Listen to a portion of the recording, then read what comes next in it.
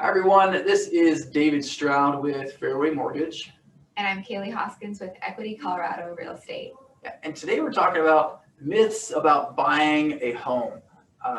Kailey, I've heard people say that you don't need a real estate agent, you don't need a realtor to buy a home. Could you maybe talk a little bit about that? Okay, so you don't have to have a realtor to buy a home, okay? You can use the other realtor and they can have you as a customer, and that's fine.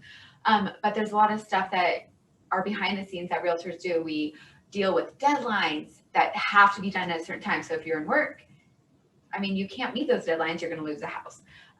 Deadlines, running around to talk to lenders to make sure everything's going through smoothly. I mean, there's so many moving parts when you're buying a home that it's easy to lose a home, especially in the market here in Colorado Springs. Homes are going in 1-2 days.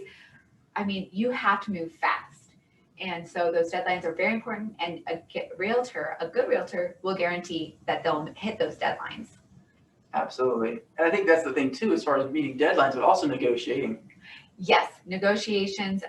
You might not know exactly how to negotiate, and a realtor is there to be like, well, this, and this happened. And so I think that we can get $10,000 under what we said at first, or, we've come through and say the disclosure has a few things that need to be negotiated, then we're here to be able to sift through all those things for you. Right. I mean, essentially, a realtor is much like your attorney, right? In a court of law. Exactly. They're representing We're not, you. but. Yeah, but we're throwing out an analogy here, guys. So yeah, but that's so you're representing them and their best interest. And exactly. And there's a contract that goes with that. There's ethics that we need to hold to. And so we're here to hold to those ethics and to pretty much run around for you. Right. And that's awesome. You have an advocate, right? So that's what's great. Another thing we maybe talked a little bit about, people say sometimes don't settle when it comes to your dream home, right? Yes, there's the big dream house with the picket fence and the backyard and all that, which is great, right? Right. Okay. Yeah, absolutely. So something that I like to do with my clients is go through and make a list. We make a list of musts, make a list of would be nice, and list of things that, I mean, we would like, but we can deal without. Right. And so I'm going to be there to be like, okay, we're going to hit your list of musts. Mm-hmm. And if we can get anything else, great. If not, then it'll be okay. Perfect. I love it. So you're ranking what's most important, and then you're focusing on those things that you have to have.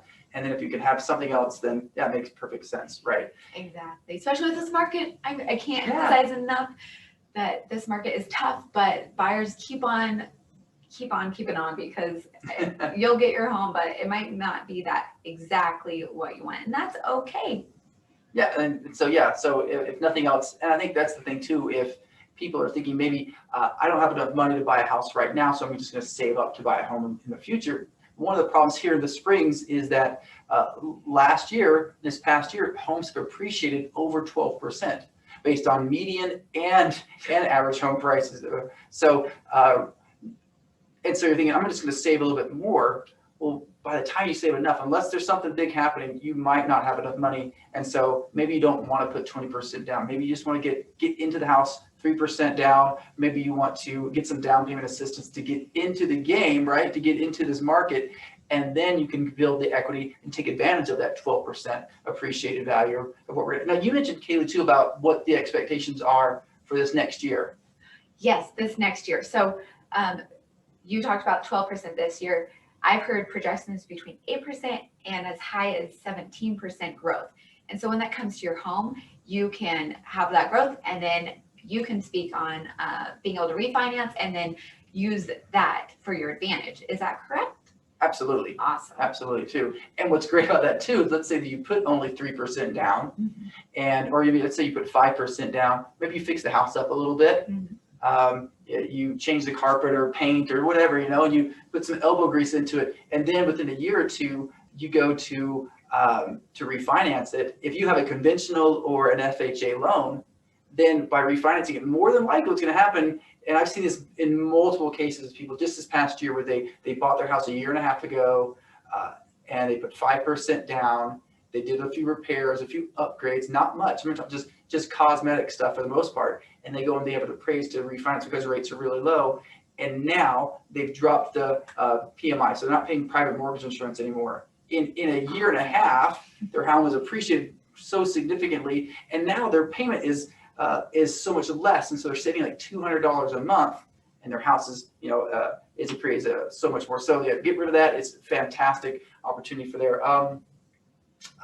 I've heard people sometimes say like, well, homes have appreciating value so much, so maybe now is not the best time to buy. It's a bad time to buy because homes are too expensive.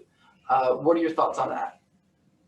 So Colorado Springs, again, the projections are just that it's going to go up and up and up. There might be a lull, there might be a dip, but I mean, buying now seems like the best thing to do, even if you have to fight for that home. Yeah, and I guess it depends on how you look at it, right?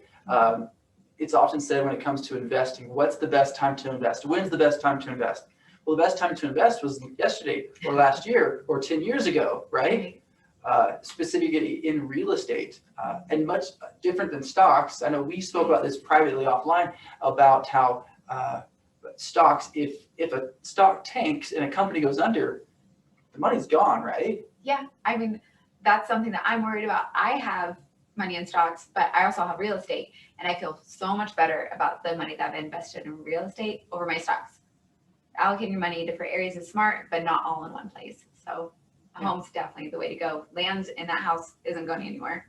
Yeah, no, I mean, I think owning real estate is, for generations, it's shown that real estate is a way that you can help that families are able to create generational wealth and to accelerate the accumulation of generational wealth so that the family is secure and safe, and all sorts of psychosocial things that are helpful there as well when it comes to purchasing home for families. So lots of other stuff we can talk about. If you guys have more questions about this or interest, please watch some more videos and send us a message.